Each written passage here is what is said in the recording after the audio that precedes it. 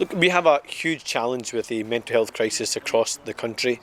We saw that pre the pandemic. I think that was exacerbated by the pandemic. And we can see the really long waiting times we now have for mental health services, whether that's people looking for adult services or those looking for child and adolescent mental health services. And places like the Men's Shed do an incredible job. They're unsung heroes in many communities across the country where they can support individuals, build a community, give confidence to people to come forward, share their own experiences, to socialise with each other and have that release. And what we're calling for is the SNP leadership candidates and also for the wider Scottish Government to put mental health on an equal footing to physical health and to redress that imbalance between the spending on mental health compared to physical health as compared to the rest of the UK, and that's a demand we're making of the SNP candidates. Well, the target that's always been talked about is around 11% of the health budget to go on mental health services. I think that is a realistic target for us to achieve. And I think we've got to flip the way we think about our National Health Service. At the moment, quite rightly, when you look at the long waiting times that you see, the fact that 770,000 people are on an NHS waiting list, the focus right now needs to be on getting those waiting lists right back down.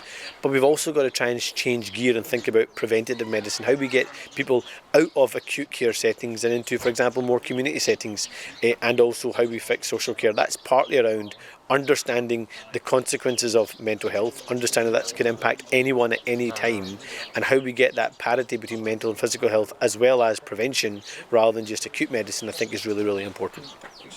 Well, look, first of all, absolute solidarity with PCS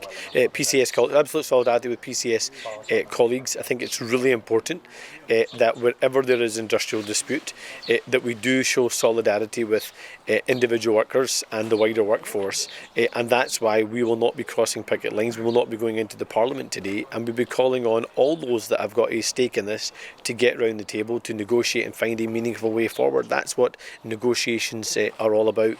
And actually, I think the Scottish Government should have learnt from the Welsh Government on this. The Welsh Government are not sitting in Parliament today. They are showing solidarity with the workers in their Parliament. They make the Parliament tick, they make the Parliament continue its work. I think that's the Scottish Government should be doing the exact same thing.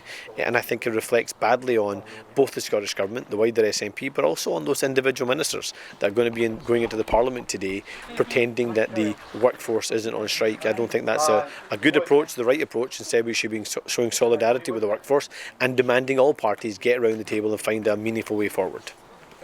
Well, look, I think we were promised that we were going to see the big talents of the SNP.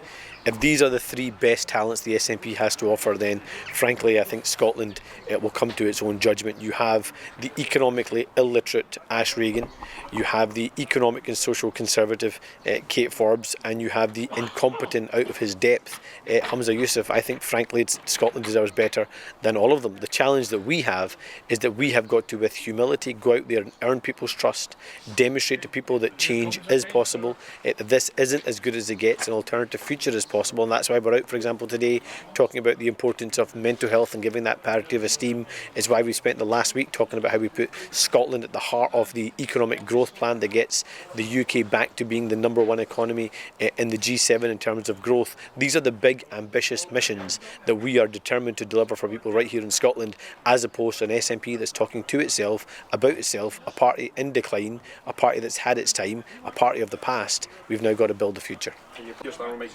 Well, I think that tells you everything you need to know. The next general election, it's either going to be a Labour government or it's going to be a Tory government. And we are going all out to get a majority Labour government across the country. If we are in a situation where we can form a minority Labour government, there is no need for any deals, there's no need for any stitch-ups. The SNP face a straight choice. They can either choose to elect in a Tory government or they can choose a Labour government. And I dare them. I dare Humza Yousaf, Kate Forbes or Ash Regan to put in a Tory government, and you'll see how Scotland responds to them.